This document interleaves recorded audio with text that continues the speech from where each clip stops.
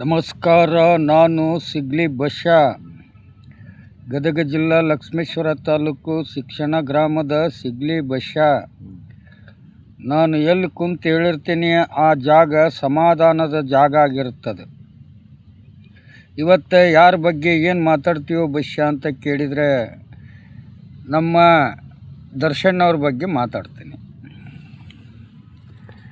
ಏನೋ ಮಾತಾಡ್ತೀವಿ ಬಶ ಅಂತಲೇ ಕೇಳ್ಬೋದು. ಈಗ ನಾ ಏನು ಹೇಳ್ತೀನಿ ಅಂದರೆ, ಒಂದು ಬುಟ್ಟಿಯಲ್ಲಿ ಒಳ್ಳೆ ಹಣ್ಣು ಇರ್ತವೆ. ಏನಂತೀವ? ಒಂದು ಬುಟ್ಟಿಯಲ್ಲಿ ಒಳ್ಳೆ ಹಣ್ಣುಗಳಿರ್ತವೆ. ಆ ಹಣ್ಣಿನಲ್ಲಿ ಒಂದು ಕೆಟ್ಟ ಹೋಗಿರ್ತೈತಿ. ಅದನ್ನು ಅದ್ರ ಜೊತೆಲೇ ಬಿಟ್ಬಿಟ್ರೆ ಎಲ್ಲ ಹಣ್ಣು ಕೆಡ್ತವೆ. ಅರ್ಥ ಆಗ್ತಿಲ್ಲ? ಎಲ್ಲ ಹಣ್ಣು ಕೆಡ್ತವೆ. ನೋಡ್ದಂಗೆ ಸುಮ್ಮನೆ ಕುತ್ಕೊಳ್ಳೋದು ಒಳ್ಳೆಯದು ಅಲ್ಲ. ಆಮೇಲೆಗೆ ಒಂದು ಒಳ್ಳೆ ಹಣ್ಣು ಕೆಟ್ಟ ಹಣ್ಣುಗಳಲ್ಲಿ ಒಯ್ದು ಇಟ್ಟರೆ ಅದು ಬೇಗ ಕೆಟ್ಟು ಬಿಡ್ತೈತಿ. ಹಂಗೆ ನಮ್ಮ ದರ್ಶನ್ ಅವ್ರ ಜೀವನ ಆಗೈತಿ. ಯಾಕಂತಂದರೆ ದರ್ಶನ್ ಅವರು ಈ ಒಂದು ಕೊಲೆ ಪ್ರಕರಣದಲ್ಲಿ ಯಾವ ರೀತಿ ಅರೆಸ್ಟ್ ಆದರು, ಅವ್ರಿಗೆ ಯಾವ ರೀತಿ ಇದ್ರ ಬಗ್ಗೆ ಅವರು ಮುಂಚಿತವಾಗಿ ಹೊಂಚಾಕಿದ್ರು, ಅಥವಾ ಅವಸರ 5 ನಿಮಿಷ ಸಿಟ್ಟಿಗೆ ಏನಾದ್ರೂ ಅವರು ಬಂದರು, ಅಥವಾ ಅವ್ರನ್ನ ಪುಕ್ಲಾಯಿಸ್ಕೊಂಡು ಮುಂದಾಲೋಚನೆ ಇಟ್ಕೊಂಡ ರೇಣುಕಾಸ್ವಾಮಿನ ಕೊಲ್ಲಬೇಕನ್ನೋ ಉದ್ದೇಶ ಇಟ್ಕೊಂಡು ಆ ದರ್ಶನ್ ಅವ್ರನ್ನ ಮುಂದೆ ಬಿಟ್ಕೊಂಡು ಅವರು ಈ ಕೆಲಸ ಮಾಡಿದರು. ಅಥವಾ ಇವತ್ತು ದರ್ಶನ್ ಅವರು ಮತ್ತು ಇವರೆಲ್ಲ ಕೂತ್ಕೊಂಡು ಚರ್ಚೆ ಮಾಡೋ ಮುಂದೆ ರೇಣುಕಾಸ್ವಾಮಿ ಹಿಂಗೆಲ್ಲ ಕೆಟ್ಟ ಕೊಳಕ ಮೆಸೇಜ್ ಬಿಡ್ತಾ ಅದನ್ನು ಪವಿತ್ರ ಗೌಡ್ಗೆ ಅನ್ನೋದು ಎಲ್ಲರೂ ವಿಚಾರ, ಕೊಲೆ ಕೇಸ್ನಾಗ ಏನದಾರಲ್ಲ ಇವರೆಲ್ಲರೂ ಕೂತು ಎದುರುಗಡೆ ಈ ವಿಚಾರ ಏನಾದರೂ ಮಾತಾಡಿಕೊಂಡು ಸಂಚು ರೂಪಿಸಿಕೊಂಡು ಅವ್ನು ಎತ್ತಿ ಹಾಕ್ಕೊಂಬಂದು ಅವನಿಗೆ ಚಿತ್ರಹಿಂಸೆ ಕೊಟ್ಟು ಕೊಲೆ ಮಾಡಿದ್ದಾರೆ ಅನ್ನೋದು ತಪ್ಪ.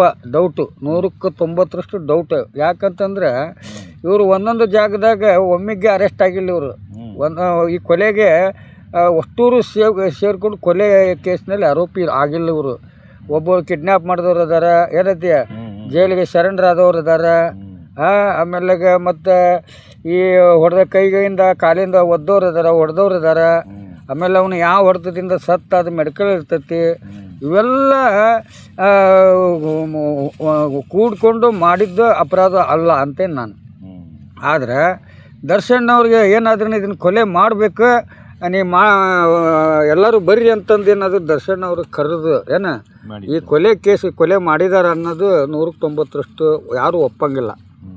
ಯಾಕಂದರೆ ದರ್ಶನ್ ಅವ್ರಿಗೆ ಅವ್ನು ಕೊಲೆ ಮಾಡಿದ್ರೆ ಅವ್ರಿಗೇನು ಸಿಗ್ತೈತಿ? ಆಮೇಲಾಗ ಅವರು ಬುದ್ಧಿ ಹೇಳಿ ಅವರು ಅಷ್ಟೊಂದು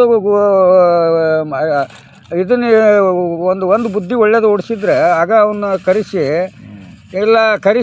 ಪೊಲೀಸ್ ಹ್ಯಾಂಡ್ ಅವ್ರಿಗೆ ಕೊಟ್ಬಿಟ್ಟಿದ್ರೆ ಅವ್ನಿಗೊಂದು ಒಳ್ಳೆಯ ಹೆಸರು ಬರ್ತಿತ್ತು. ಆ ಒಂದು ಭಾವನೆನೂ ಅವ್ರಿಗೆ ಮೂಡಿಲ್ಲ ಆ ಟೈಮ್ನಾಗ.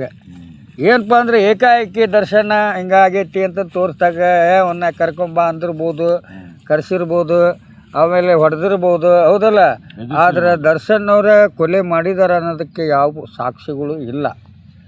ಆದರೆ ಈಗ CC ಕ್ಯಾಮ್ರಾದಾಗ ಜಾಡ್ಸಿ ಒದ್ದ ಅಂತಂದು ಅದರಿಂದ ಆ ಒದಕಿಯಿಂದನೇ ಸತ್ತ ಅನ್ನೋದಕ್ಕೂ ಆಧಾರ ಇರೋದಿಲ್ಲ. ಏನಂತಿದೆ, ಈಗ ಗಣ್ಣು ಒಬ್ಬನ ಹಿಡ್ದಿರ್ತಾನೆ, ಒಬ್ಬನು ಮಚ್ಚ ಹಿಡ್ದಿರ್ತಾನೆ.